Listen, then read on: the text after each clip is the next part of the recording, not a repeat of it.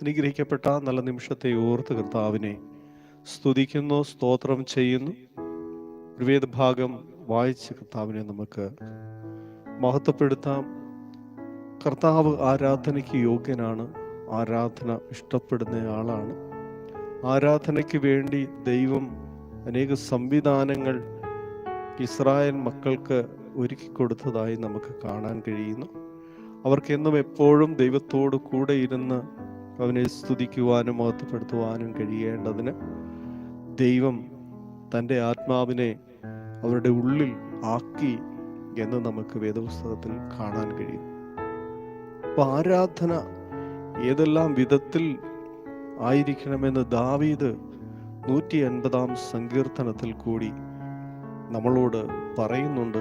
യഹോവയെ സ്തുതിപ്പിൻ, ദൈവത്തെ അവന്റെ വിശുദ്ധ മന്ദിരത്തിൽ സ്തുതിപ്പിൻ, അവന്റെ ബലമുള്ള ആകാശ വിധാനത്തിൽ അവനെ സ്തുതിപ്പിൻ, അവന്റെ വീര്യപ്രവർത്തികൾ നിമിത്തം അവനെ സ്തുതിപ്പിൻ, അവന്റെ മഹിമാധിക്യത്തിന് തക്കവണ്ണം അവനെ സ്തുതിപ്പിൻ, കാഹളനാദത്തോടെ അവനെ സ്തുതിപ്പിൻ, വീണയോടും കിന്നരത്തോടും കൂടി അവനെ സ്തുതിപ്പിൻ, തപ്പിനോടും നൃത്തത്തോടും കൂടി അവനെ സ്തുതിപ്പിൻ, തന്ത്രിനാദത്തോടും കുഴലിനോടും കൂടി അവനെ സ്തുതിപ്പിൻ, ഉച്ചനാദമുള്ള കൈത്താളങ്ങളോടെ അവനെ സ്തുതിപ്പിൻ, അത്യുച്ചനാദമുള്ള കൈത്താളങ്ങളോടെ അവനെ സ്തുതിപ്പിൻ. അപ്പൊ ദൈവത്തിന്റെ മഹിമാധിക്യത്തിന് തക്കവണ്ണം ദൈവത്തെ സ്തുതിപ്പാൻ നമുക്ക് കഴിയണം.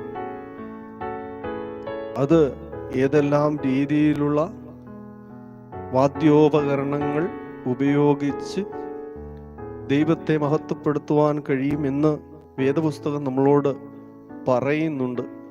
കാഹളനാദത്തോടെ അവനെ സ്തുതിപ്പിൻ, വീണയോടും കിന്നരത്തോടും കൂടി അവനെ സ്തുതിപ്പിൻ, തപ്പിനോടും നൃത്തത്തോടും കൂടി അവനെ സ്തുതിപ്പിൻ, തന്ത്രിനാദത്തോടും കുഴലിനോടും കൂടി അവനെ സ്തുതിപ്പിൻ, ഉച്ചനാദമുള്ള കൈത്താളങ്ങളോടെ അവനെ സ്തുതിപ്പിൻ, അത്യുച്ചനാദമുള്ള കൈത്താളങ്ങളോടെ അവനെ സ്തുതിപ്പിൻ.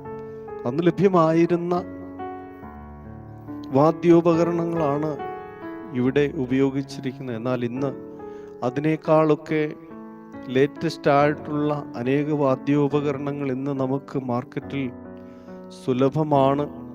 അതൊക്കെ ദൈവനാമ മഹത്വത്തിന് വേണ്ടി ഉപയോഗിക്കുവാൻ ദൈവവചനം വ്യക്തമായി പറയുന്നുണ്ട്, പഠിപ്പിക്കുന്നു.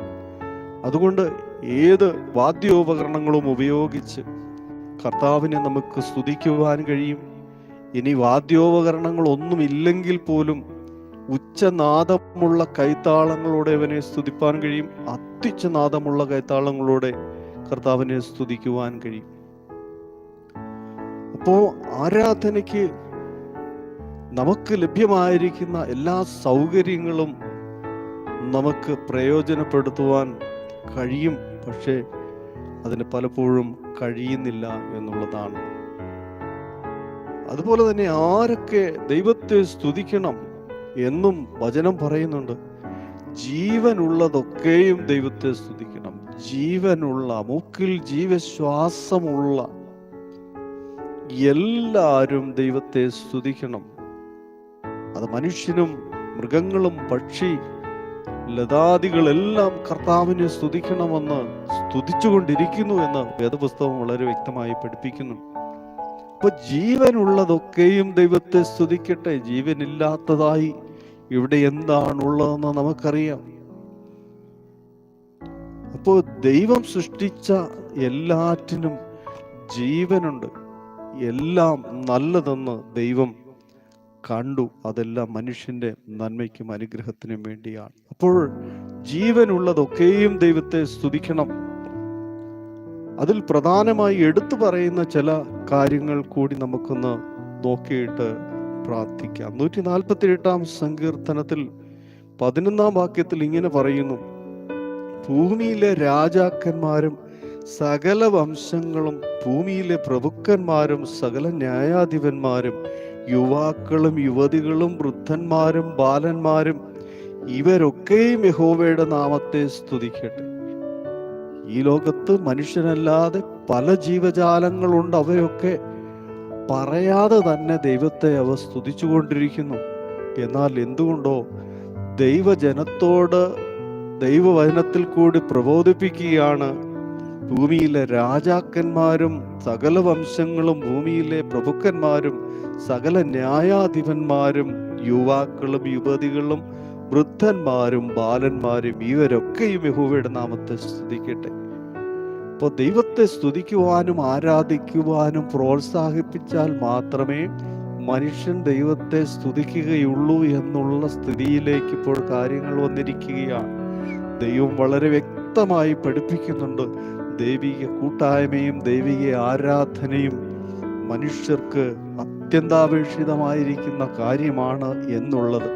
എന്നാൽ അതിൽ നിന്നെല്ലാം മനുഷ്യൻ വ്യതിചലിച്ചു പോയിരിക്കുന്നു. പുതിയ പുതിയ വേർഷനുകളിലേക്ക്, ഉപദേശങ്ങളിലേക്ക് അവർ മാറിക്കഴിഞ്ഞിരിക്കുന്നു. ഇതിനൊന്നും വലിയ താല്പര്യമില്ലാത്തവരായി യുവാക്കളും യുവതികളും വൃദ്ധന്മാരും ബാലന്മാരും എല്ലാം മാറിക്കഴിഞ്ഞിരിക്കുകയാണ്.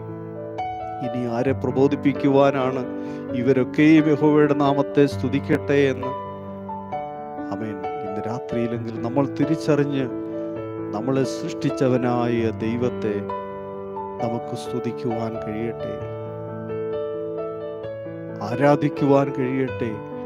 അതിന് ലഭ്യമായ എല്ലാ സാധ്യതകളും ഉപയോഗിച്ച് കർത്താവിൻ്റെ നാമത്തെ സ്തുതിക്കുവാൻ ഈ അന്ത്യകാലത്ത് കർത്താവ് നമ്മളെ സഹായിക്കട്ടെ. ആമേൻ. ഈ അന്ത്യകാലത്ത് ദൈവം ഒരുക്കിയിരിക്കുന്നതായ ഈ രക്ഷയുടെ സന്തോഷം നമുക്കൊരുമിച്ച് പാടി സ്തുതിച്ചാരാധിച്ച് പങ്കിടുവാൻ സ്വർഗത്തിലെ ദൈവം നമ്മളെ സഹായിക്കുമാറാകട്ടെ. ആ രക്ഷയുടെ സന്തോഷം നമ്മുടെ ഹൃദയത്തിലേക്ക് പകരപ്പെടട്ടെ. ആ ദൈവികമായ സന്തോഷം നമുക്ക് ഒരുമിച്ച് അനുഭവിക്കുവാൻ നമുക്ക് കഴിയട്ടെ. ആരാധനയുടെ മാധുര്യം നമുക്ക് തിരിച്ചറിഞ്ഞ് കർത്താവിനെ സ്തുതിക്കുവാൻ ഇടയായി തീരട്ടെ. ഹല്ലേലൂയ. അതിനായി ഈ വചനം നമ്മളെ സഹായിക്കട്ടെ. ഒരു നിമിഷം കണ്ണുകളടയ്ക്കാം.